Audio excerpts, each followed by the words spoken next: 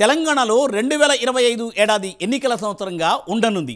మొదట MPTC, ZPTC ఎన్నికలు, ఆ తర్వాత పంచాయతీ పురపాలక సంఘ ఎన్నికలు జరగనున్నాయి. మధ్యలో ఎమ్మెల్సీలకు ఎన్నికలు జరగనున్నాయి. ఒకదాని తర్వాత ఒకటి ఎన్నికలు జరగనున్నాయి. వరుసగా ఎన్నికలు జరగనుండడంతో సార్వత్రిక ఎన్నికల తరహా వాతావరణం నెలకొంది. ఈ క్రమంలో ఏ పార్టీ తమ సత్తాను చాటబోతోంది? బీఆర్ఎస్ పూర్వ వైభవం తెచ్చుకుంటుందా?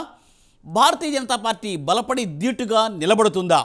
అటు అధికార కాంగ్రెస్ బలం పెంచుకుని స్టాండ్ అవుతుందా? Let us watch the story.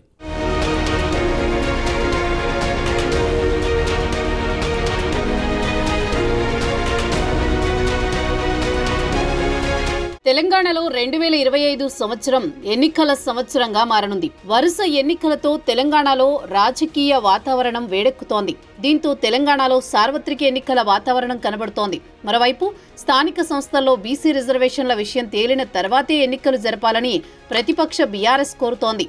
ఇప్పటికే దీనిపై ఒక కమిషన్ వేసిన సంగతి తెలిసిందే. మరోవైపు ఈ ఏడాది సంక్రాంతి తర్వాత మొదలయ్యే ఎన్నికల హడావుడి సంవత్సరం చివరి వరకు కొనసాగే అవకాశం ఉంది. ముందుగా జిల్లా, మండల పరిషత్, ఆ తర్వాత సర్పంచ్ స్థానాలకు ఎన్నికలు నిర్వహించనున్నారు. అవి పూర్తయిన వెంటనే గ్రాడ్యుయేట్, టీచర్, అసెంబ్లీ కోటాలోని మొత్తం 8 స్థానాలకు ఎలక్షన్స్ జరగనున్నాయి. ఇవి ముగిసిన కొన్ని రోజులకే మున్సిపాలిటీ, కార్పొరేషన్లకు ఎన్నికలు జరగనున్నాయి. ఈ వరుస ఎన్నికలతో రాష్ట్రంలో ప్రధాన పార్టీలు ఇప్పటి నుంచే అభ్యర్థుల ఎంపిక, ప్రచారంలో బిజీగా గడుపుతున్నాయి.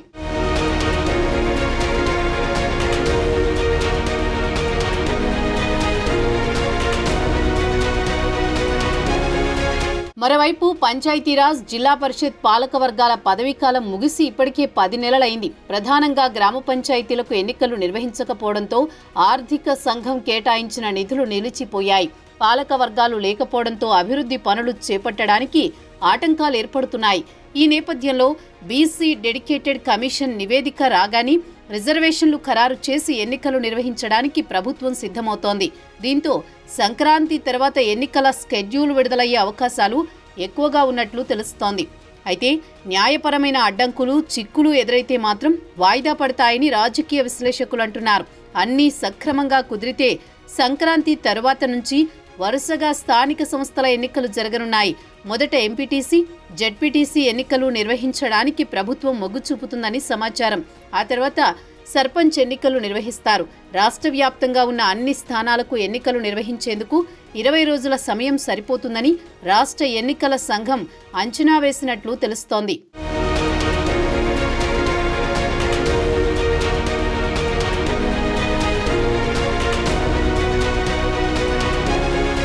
స్థానిక సంస్థలకే కాకుండా ఎమ్మెల్సీలకు కూడా ఈ ఏడాది ఎన్నికలు జరగనున్నాయి. రాష్ట్రంలో 8 మంది ఎమ్మెల్సీల పదవీకాలం మార్చి నెలాఖరు నాటికి, మరొకరి పదవీకాలం ఏప్రిల్ చివర్లో పూర్తి కానుంది.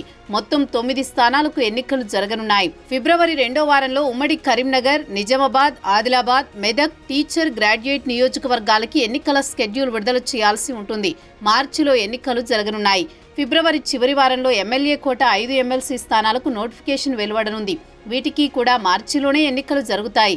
మరోవైపు మార్చి 2వ వారం కల్లా గ్రేటర్ హైదరాబాద్ మున్సిపల్ కార్పొరేషన్ ఎన్నికల స్కెడ్యూల్ రానుంది. జనవరి చివరాఖరికి గ్రేటర్ హైదరాబాద్, ఆ చుట్టుపక్కల ఉన్న శివారు మున్సిపాలిటీలు, మున్సిపల్ కార్పొరేషన్లు మినహాయించి రాష్ట్ర వ్యాప్తంగా ఉన్న మున్సిపాలిటీలు, మున్సిపల్ కార్పొరేషన్ల పాలక మండళ్ల పదవీకాలం ముగియనుంది. అయితే వెంటనే వీటికి ఎన్నికలు నిర్వహించే పరిస్థితి కనబడడం లేదు.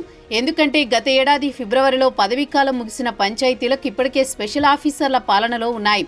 వీటికి సంక్రాంతి తర్వాత ఎన్నికలు జరిపేందుకు ప్రయత్నాలు జరుగుతున్నాయి. దీంతో జనవరి 26 తర్వాత పదవీకాలం ముగిసే మున్సిపాలిటీలు, మున్సిపల్ కార్పొరేషన్లకు స్పెషల్ ఆఫీసర్లను నియమించేందుకు ప్రభుత్వం సిద్ధమవుతున్నట్టు సమాచారం. ఈ నెల 26న రాష్ట్ర వ్యాప్తంగా 11 మున్సిపల్ కార్పొరేషన్లు, 120 మున్సిపాలిటీల పాలక మండళ్ల పదవీకాలం ముగియనుంది.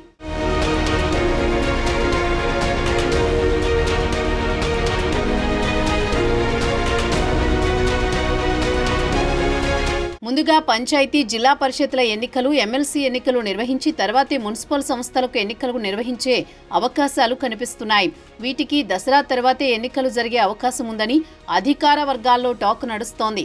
అప్పటి వరకు వాటికి స్పెషల్ ఆఫీసర్లతో పాలనా వ్యవహారాలను నడిపించాలని భావిస్తున్నట్లు తెలుస్తోంది.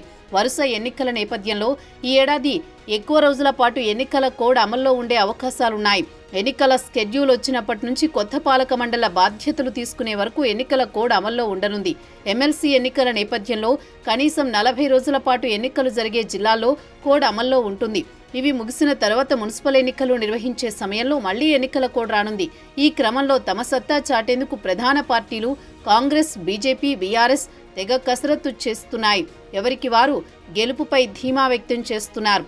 పార్టీ గుర్తులతో సంబంధం లేకుండా జరిగే గ్రామ పంచాయతీ ఎన్నికల్లో సైతం తమ క్యాడర్ను గెలిపించుకునేందుకు పార్టీలు ప్లాన్ చేస్తున్నాయి.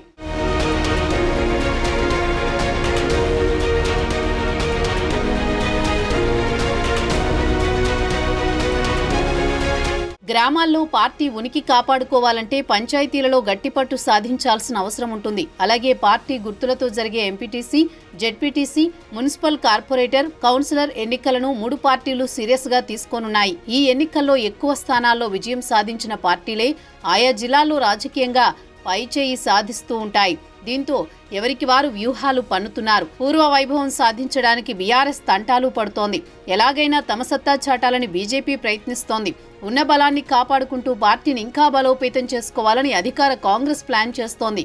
చూడాలి మరి ఎవరు సత్తా చాటనున్నారు.